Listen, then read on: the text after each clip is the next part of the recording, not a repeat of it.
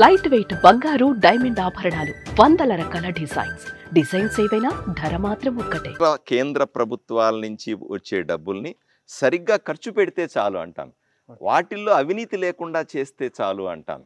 అవి సరిగ్గా ప్రజలకు ఉపయోగపడితే చాలు, ఊరు ఆటోమేటిక్గా డెవలప్ అయిపోతుంది. నేనే గొప్పగా ఈయనకల్లా వచ్చే డబ్బుల్లో అవినీతి లేకుండా, రాజకీయ ప్రమేయం లేకుంటే చాలంటాను నేను. చాలా చక్కగా చెప్పారు సార్. అవినీతి గురించి మాట్లాడుతున్నారు. ఫైనల్గా ఒకటే చెప్పండి, ఎవరైనా పెట్టుబడిదారులు ఇక్కడ పరిశ్రమలు ఏర్పాటు చేయడానికి పెట్టుబడిదారులు ఎవరు వచ్చినా కూడా ఎవ్వరికి భయపడకుండా, ఎలాంటి ఆందోళన లేకుండా, అవినీతి అనేది లేకుండా, అంటే ముడుపులు ఇచ్చుకునే ఇది లేకోకుండా సింగిల్ విండోలో అనుమతులు ఇప్పించే బాధ్యత నాది, మీరు మా ప్రాంతానికి రండి అని ఇక్కడే ఆహ్వానించగలరా?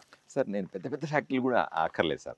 నేను పక్క ఊర్లో పోయినప్పుడు నేను ఆ వైపు పోయిన వాళ్ళందరినీ ఆదోనితో కనెక్ట్ ఉన్న వాళ్ళందరినీ చెప్తున్నా, ఏదో చిన్నపాటి వ్యాపారమైనా ఆదోనిలో స్టార్ట్ చేయండి అప్ప అని చెప్తున్నాను. ఓ ఎగ్జాంపుల్ చెప్తానండి.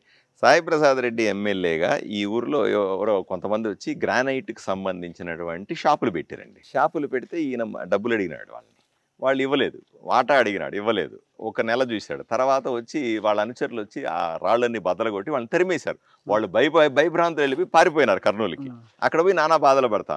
నేను ఎమ్మెల్యే అయిన తర్వాత వాళ్ళని ఎవరో ఇట్లా మీరు చెప్పారు కదా, ఎవరెవరి దగ్గర అప్రోచ్ అవుతారు, పిఏ దగ్గర, స్నేహితుడి దగ్గర, ఎవరో దగ్గర అప్రోచ్ అవుతారు. మీలాంటి వాళ్ళ దగ్గర సన్నిహితులుగా ఉన్న వాళ్ళకి అప్రోచ్ అవుతారు.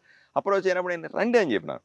వచ్చి మీరు ఏమి ఇబ్బంది పడాల్సిన అవసరం లేదు, మీరు హ్యాపీగా చేయండి అంటే, ఈరోజు చూడండి, మీరు పోయే దారిలోనే, మీరు కర్నూలుకి వెళ్ళే దారిలోనో ఆనపూర్కి వెళ్ళే దారిలోనే హైవేలో బ్రహ్మాండమైన 3 షాపులు పెట్టుకొని నేనే ఇనాగరేట్ చేశాను. ఏ ఇబ్బంది లేకుండా నడుపుకోవాలి. అంత చిన్న వాటిలో అంత శ్రద్ధ తీసుకుంటున్నాను నేను.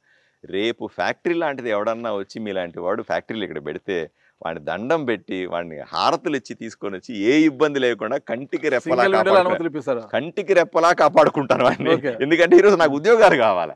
చిన్న షాప్ పెడితేనే 4 ఉద్యోగాలు వస్తాయని ఆలోచన చేసేవాడిని. ఫ్యాక్టరీ పెడితే కొన్ని 100 ఉద్యోగాలు వస్తే నాకు ఆనందం కదా. నేను ఈ ఊరిని ఏదో ఒకటి చెయ్యాలి కదా, వాళ్ళకు ఉపాధి చూపించాలి కదా. చూపించకపోతే నన్ను ప్రశ్నిస్తారు కదా మళ్ళీ.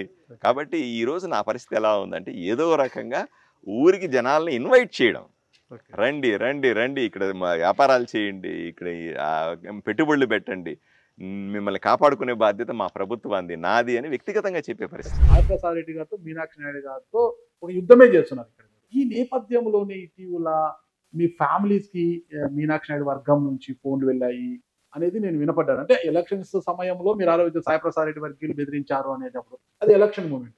ఇప్పుడు అధికారంలోకి వచ్చిన తర్వాత మీనాక్షి నాయుడు కుటుంబం నుంచి మీ కుటుంబ సభ్యులకు ఫోన్లు వెళ్తున్నాయి, రోజు మిమ్మల్ని చంపేస్తామని బెదిరిస్తున్నారని నేను వినపడ్డాను. వాస్తవం అంటారా? నేను అట్లా మీనాక్షి నాయుడు బంధువులు చేస్తున్నారని చెప్పలేను. ఓకే, వాస్తవం ఏంటంటే నా కుటుంబ సభ్యులకు, నా పిల్లలకి ఫోన్లు వెళ్తూ మా ఆవిడకి చెప్పడం, మీ ఆయనకి ఏదో ప్రమాదం ఉంది పిలిపించుకోవడం, పిల్లలకి మీ నాన్నని చూసుకోండి జాగ్రత్తగాను, ఇట్లాంటి సర్వసాధారణంగా బెదిరింపు కాల్సి వెళ్తా ఉంటాయి.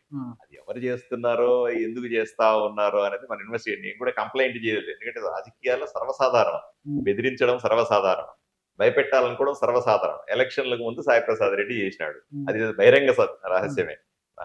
ఆయన పేరు పెట్టి చెప్పాడు, ఆయనే అందరితో మాట్లాడినాడు, ఆయన కొడుకు మాట్లాడినాడు, ఇట్లా అందరితో మాట్లాడుకున్నారు. ఇప్పుడు ఎన్నికైన తర్వాత మనం ఇవన్నీ ఇదే పని పెట్టుకుంటూ ఇన్వెస్టిగేషన్స్, పోలీసు కంప్లైంట్లు ఇవే చేసుకుంటూ పోతే పని ఎప్పుడు చేసేది? నేను వైజాగ్ లో ఉన్న మీ చిన్న కుమారుడు అనుకుంటా, అతను కూడా ఫోన్ చేసేది బెదిరించారు అని. చిన్న అబ్బాయి వైజాగ్ లో ఉంటాడు, మెడిసిన్ చేస్తా ఉంటాడు. వాడి ఫోన్ నెంబర్ ఎట్లా పట్టుకున్నారో కూడా తెలియదు.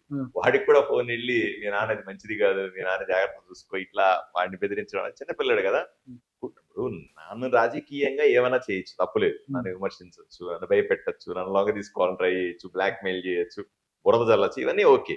కానీ నా కుటుంబ సభ్యుల జోలికి వెళ్ళకూడదని నేను కోరుకుంటాను. ఎందుకంటే ఇంట్లో ఆడవాళ్ళు కానీ చిన్నపిల్లలు కానీ భయపడతారు కదా, వాళ్ళకి ఫోన్లు వెళ్తే నిజంగా ఏదో జరిగిపోతుంది అని భయపడతారు.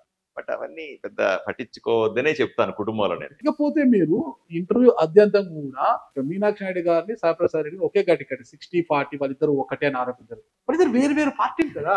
ఆయన సాయి ప్రసాద్ రెడ్డి గారు వైసీపీ, ఈయన టీడీపీ, ఎలా ఇద్దరు ఒకటే? అదే విచిత్రం సార్. వీళ్ళిద్దరూ కూడా గత 30 సంవత్సరాల చరిత్ర తీయండి ఒకసారి. ఏ రోజైనా సరే సాయి ప్రసాద్ రెడ్డి మీనాక్షి నాయుడిని విమర్శించినాడా? ఇద్దరు వేరే వేరే పార్టీలు అంటున్నారు కదా. పోనీ మీనాక్షి నాయుడు గారు ఏ రోజైనా సరే నా ఎన్నికలతో సహా ఎన్నికల సందర్భంలో సహా సాయి ప్రసాద్ రెడ్డిని పల్లెత్తు మాట అన్నాడా? ఇది తెలుగుదేశం పార్టీ వైఎస్ఆర్సీపీ పార్టీ బద్ధ శత్రువులు కదా, ఇద్దరు ఒకరికొకరు పోట్లాడుకుంటారు కదా. ఇప్పుడు మేము కూటమిలో అభ్యర్థి, నేను కూటమి వర్సెస్ వైఎస్ఆర్సీపీ పార్టీ కదా. మరి మీనాక్షి నాయుడు గారు ఏ రోజైనా సరే 5 సంవత్సరాలు పోనీ వాళ్ళ కార్యకర్తలు కండి, వాళ్ళు ఎప్పుడన్నా విన్నారా? నిరంతరం ఆయన ఉంచిన ప్రజలు ఎప్పుడన్నా విన్నారా ఆయన సాయి ప్రసాద్ రెడ్డి విమర్శించడం? వీళ్ళిద్దరూ కూడా వాళ్ళ జీవితంలో ఎప్పుడూ కూడా ఒకరినొకరు విమర్శించుకొని ఎరుగరు. వీళ్ళిద్దరూ ఒకటే. ఈ 2 కుటుంబాలే ఈ ఆదోనిని సర్వనాశనం చేసినాయి. ఇది ప్రజలు స్పష్టంగా కనిపిస్తున్న నిజం. ఇది నేను చెప్పేదిగా ఆరోపణ కాదు. మీరు క్రాస్ చెక్ చేయండి. తెలుగుదేశం పార్టీ కార్యకర్తల ఆవేదన అదే, వైఎస్ఆర్సీపీ పార్టీ కార్యకర్తల ఆవేదన కూడా అదే. అయితే ఇద్దరు ఒకటే అంటారు. 100% వీళ్ళిద్దరి ఆత్మ ఒకటే, మనుషులు వేరే కానీ ఆత్మ ఒకటే. పేరుకే ఈ వైపున ఈయన తెలుగుదేశం పార్టీ కార్యకర్తలు రెచ్చగొడతా ఉంటాడు, ఆ వైపున వైఎస్ఆర్సీపీ కార్యకర్తల్ని సాయి ప్రసాద్ రెడ్డి రెచ్చగొడుతుంటాడు. ఇద్దరిని అమాయకుల్ని చేసి వీళ్ళు ఆడుకుంటూ ఉంటారు అంతే. ఫైనల్ గా ఒకే దేశం ఒకే ఎన్నిక, మీ కామెంట్ ఏంటి? 100% జరుగుతుంది సార్, జరుగుతుంది, జరిగి తీరుతుంది. ఎందుకంటే భారతీయ జనతా పార్టీ కళ, కోరిక, ఇది నిజంగా సమాజానికి, రాజకీయాలకి, అభివృద్ధికి ఉపయోగపడే మంత్రం. అది అంత ఆషామాషిగా మీరు అది రాజకీయ అంశం కాదు. అది ఈ దేశాన్ని ముందుకు నడిపించగలిగిన, ఈ దేశంలో అన్ని రాష్ట్రాలని అభివృద్ధిలోకి తీసుకెళ్ళగలిగినటువంటి మంత్రం ఒక ఎన్నిక. అది జరిగితే మాత్రం అద్భుతమే జరుగుతుంది ఈ దేశంలో. Thank you sir. ఇద్దరికి చెక్ పెట్టారు, 3వ వ్యక్తిగా ఇక్కడికి వచ్చారు. మొత్తం అన్ని విషయాల్లో కూడా అభివృద్ధిని సాధిస్తూ ప్రగతి పదంలో ఆదోనిని నడిపిస్తూ ముందుకు నడవాలని, భవిష్యత్తులో కూడా మరొకసారి ప్రజలు మిమ్మల్ని ఎమ్మెల్యేగా ఎన్నుకునే విధంగా మీరు ప్రయత్నాలు సాగించాలని కోరుకుంటున్నా. Thank you sir. నమస్తే.